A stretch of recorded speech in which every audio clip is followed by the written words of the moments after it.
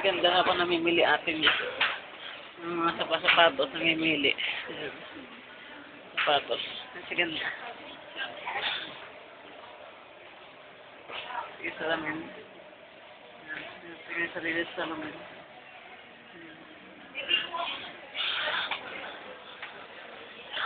Namimili rin siya, oh. Ano may pinipili?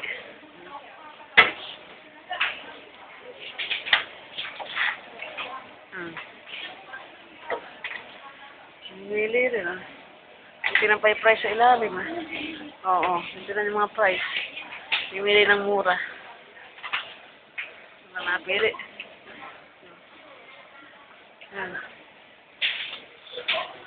Ayan, ito naman doon. Namimili na naman, oh. Ayos pa, oh, ayos, oh. Ayusin mo.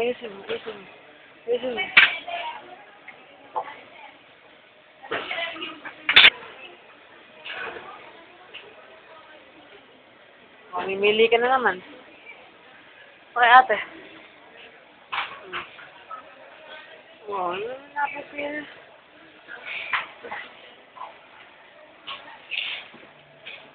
Punta ka ba kay ate? Asa ate. Bibidyo kasi yan. Ay, ate niya. Ano mimili? O, tayo mo namimili. Titignan niya ilalim. Ay, ayun na. Oo. Saan napunta? Ayun na siya. Saan na? Ayun na. Wala. O. Wala ka pa napipili ang anak. Ate, may napili na yata. O, ano rin? Sure. May napili. Hanapin, o, pinaalis yung shoes niya, o. Bakit? Bakit pinaalis yung shoes mo, o? Bakit? Huwag ko naalis yung shoes mo. Magsusukat ka kaya pinaalis yung shoes mo? Huwag na nga. Huwag na alisin. Saan ko lang napipili, eh. Shoes daw, shoes. Siya ang arte ng bata na yan. O, sana, ayun na. Ayun na, nakarating na, nakalayo na. O, ayun na. Ganda rin eh. Napo naman sa paborito ng salamin, oh. Ay, nahanap atin niya. Tawagin mo. Sige, tawagin mo. Asan ni ate mo? Naku, nawala ni ate mo. Nawala na, ayan, nahanap. Tawagin mo dali. Asaan? Saan si ate? Sa ate. Ayun, si ate, ayun. Nahanap ko eh. Namimili na naman.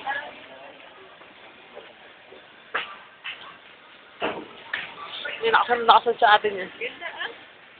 Ganda raw, oh. Ganda. Ay, inaalok mo na yan. Kung ayaw niya, baka gusto niya, kamo mo. Ayaw mo lang. Napasukat mo nga sa kanya. Tapos bibilin mo, ha?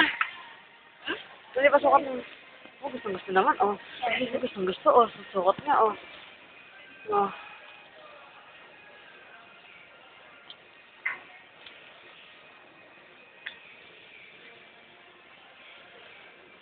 Oh, arte. Sukat mo to, oh. Hindi, sinusukatan niya mag-isa, oh.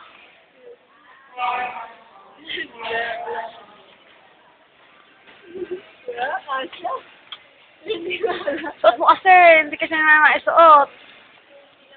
Kasi may tali pa eh. Kasi may tali. Ay, naman, ang bagay nga, oh. Maganda na, oh, lakad-lakad pa, oh. Oh, kung bahay lang yun eh. Ayun, lakad, ay, oh. Maganda na, oh. Ayun, lakad-lakad na yun. Ganda na rin eh.